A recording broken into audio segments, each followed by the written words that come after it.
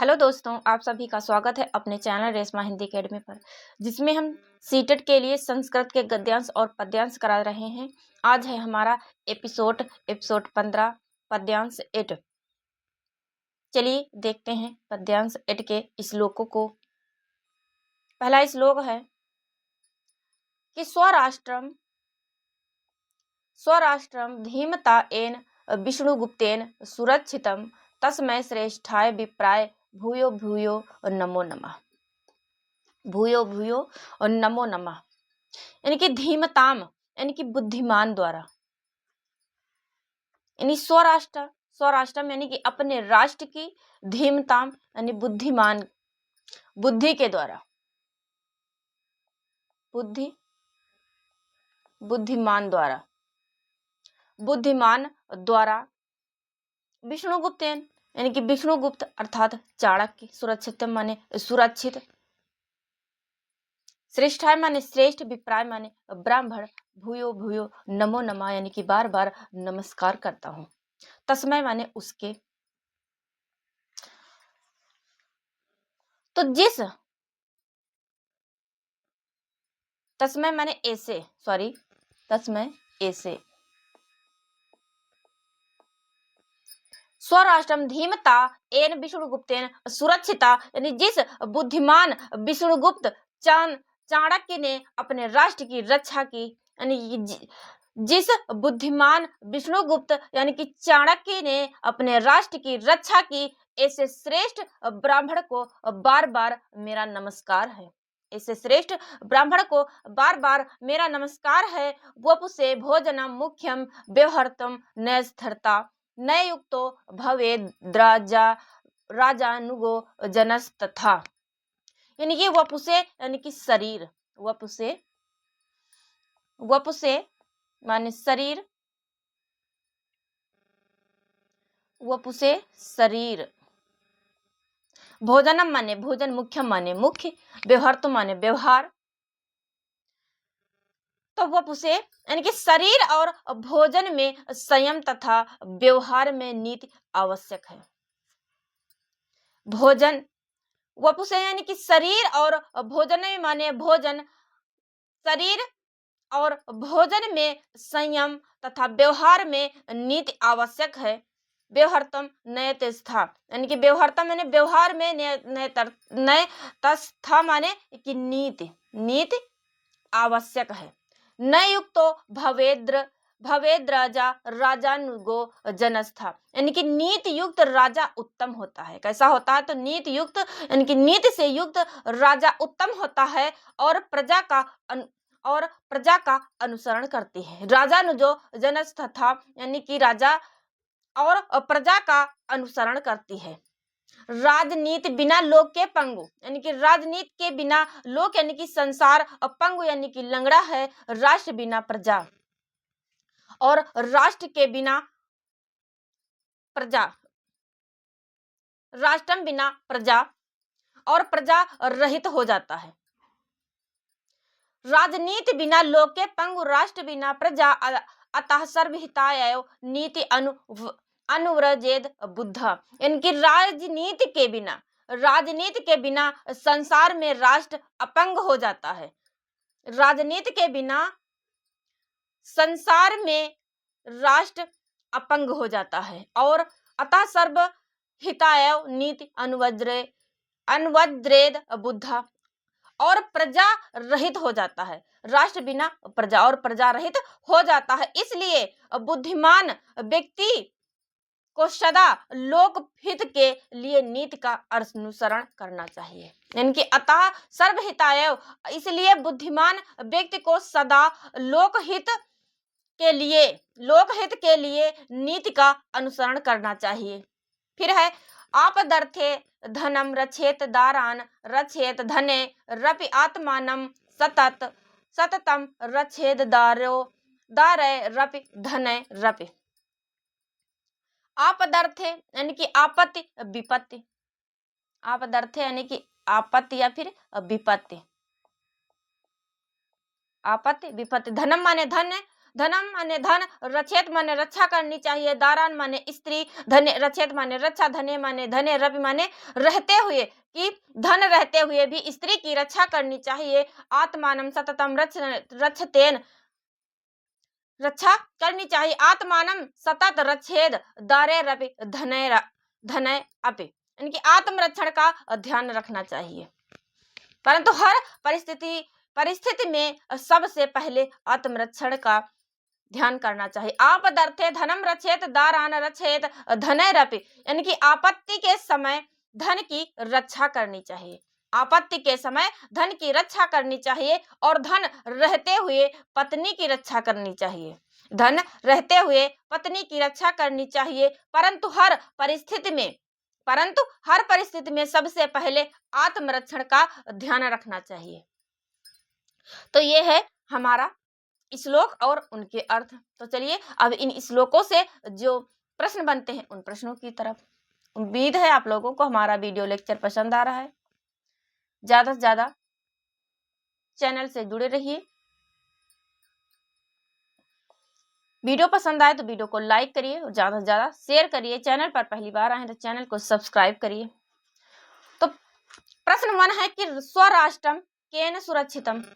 स्वराष्ट्रम केन सुरक्षितम, यानी कि अपने राष्ट्र की रक्षा। स्वराष्ट्रम यानी कि अपने राष्ट्र की, स्वराष्ट्रम केन सुरक्षितम यानी कि अपने राष्ट्र की रक्षा किसने की। ए है लक्ष्मणेन, बी विष्णुगुप्तेन, सी है व्यासेन, फिर डी है ब्राह्मणा। तो स्वराष्ट्रम केन सुरक्षितम यानी कि अपने राष्ट्र की रक्षा बुद्धिमानी के द्वारा किसने की। तो इसका सही आंसर है बी विष्णुगुप्तेन अर्थात कि चाणक्य के द्वारा की गई। अपने राष्ट्र की रक्षा चाणक्य के द्वारा की गई। चलिए चाणक्य यानी कि विष्णुगुप्त। चलिए बढ़ते हैं अगले प्रश्न की तरफ। अगला प्रश्न है प्रश्न 2। प्रश्न 2 है कि वपुषे किम मुख्यम। वपुषे किम मुख्यम यानी कि शरीर के लिए सबसे प्रमुख क्या है। ए है भोजनम, बी है वायु, सी है जलम, डी है सुखम।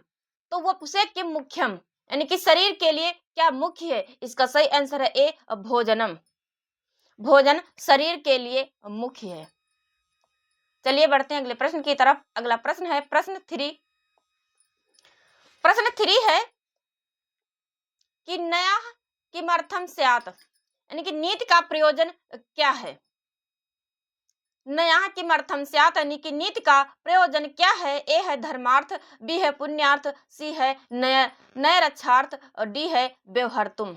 तो नय किमर्थम स्यात् कि नीति का प्रयोजन क्या है। इसका सही आंसर है डी व्यवहारतुम।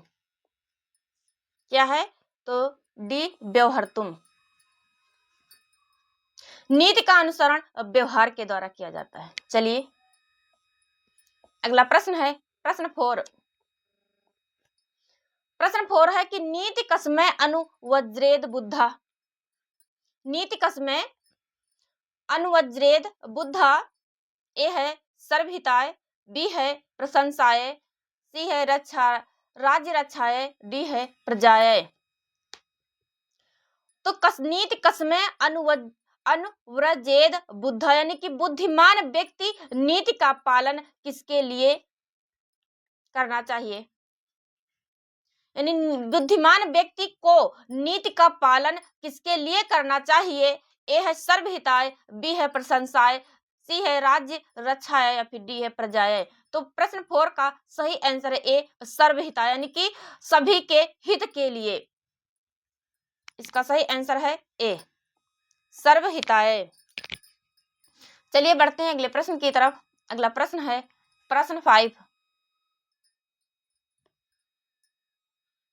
प्रश्न 5 है कि एतेषु श्लोकेषु का छंदा। एतेषु श्लोकेषु का छंदा यानी कि इस श्लोक में कौन सा छंद प्रयुक्त हुआ है। ए है अनुष्टुप, बी है गायत्री, सी है निषेध गायत्री, या फिर डी है शिखरणी। तो इसका सही आंसर है ए अनुष्टुप छंद यानी कि इस श्लोक में किस छंद का प्रयोग किया गया है। तो इसका सही आंसर ए अनुष्टुप छंद का प्रयोग किया गया है। अगला प्रश्न है प्रश्न 6। प्रश्न 6 है कि सर्वहिताय पदे का संधि। सर्वहिताय पदे का संधि यानी कि सर्वहित में कौन सी संधि है? ए है वृद्धि, बी है गुण, सी है यड़, डी है दीर्घ। तो सर्वहिताय पदे का संधि, तो सर्वहिताय यानी कि हित में कौन सी संधि है? तो इसका सही आंसर है ए वृद्धि संधि है। अगला प्रश्न है प्रश्न 7। प्रश्न 7 है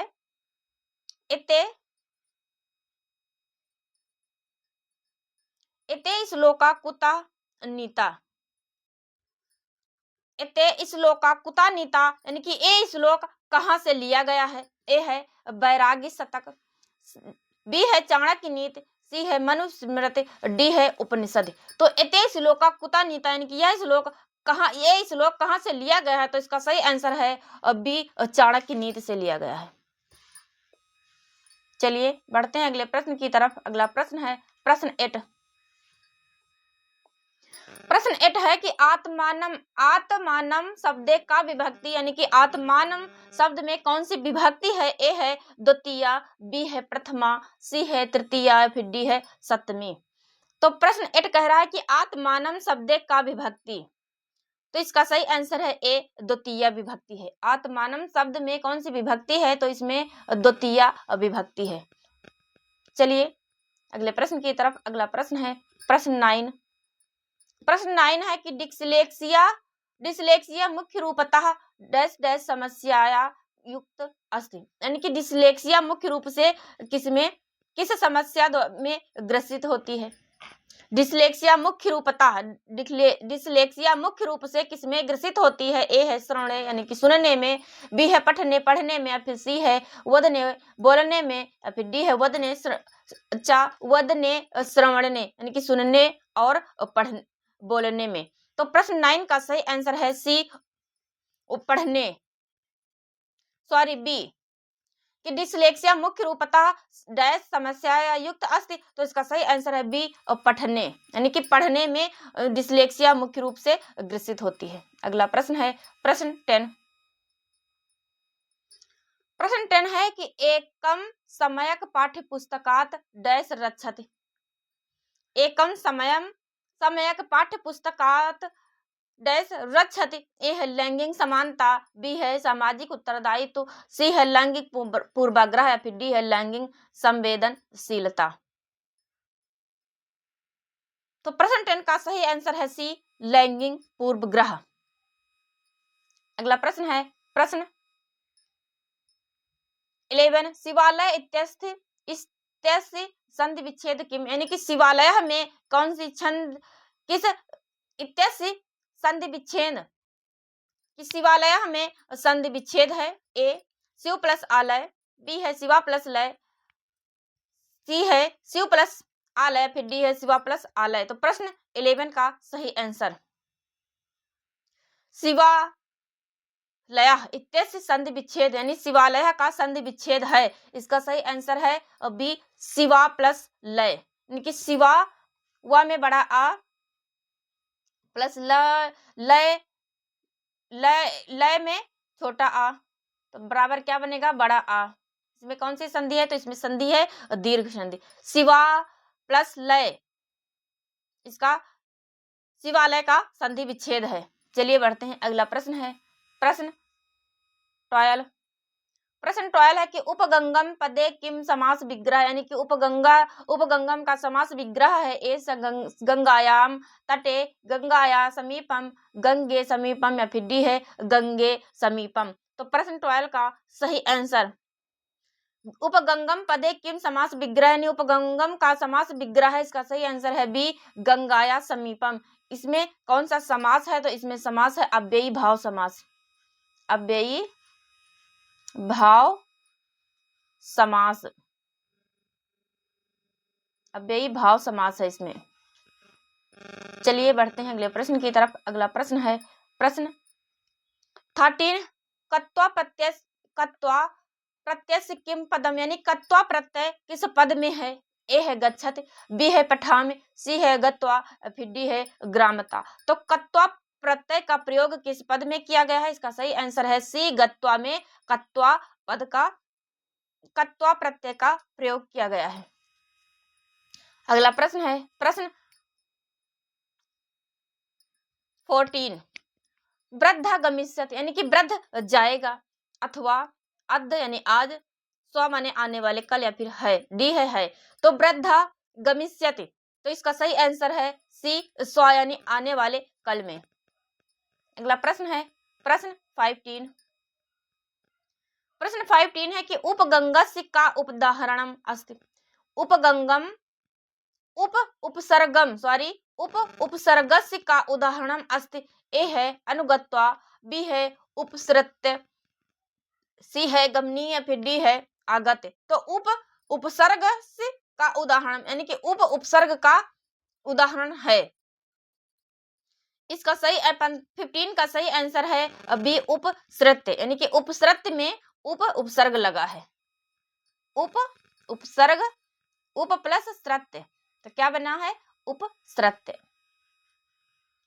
तो ये थी हमारी आज की क्लास। उम्मीद है आप लोगों को पसंद आई। चैनल पर पहली बार आए हैं तो चैनल को सब्सक्राइब करिए, वीडियो को लाइक करिए, ज़्यादा से ज़्यादा शेयर करिए। शाम को हम पर्यावरण अध्ययन की क्लास लेकर आते हैं लाइव, शाम 6:30 बजे। शाम 6:30 बजे पर्यावरण अध्ययन यानी कि EVS यानी कि इन्वायरमेंटल स्टडीज। चलिए मिलते हैं एक नए वीडियो लेक्चर के साथ। तब तक आप लोग हमारे चैनल को वीडियो लेक्चर को देखते रहिए। Thank you.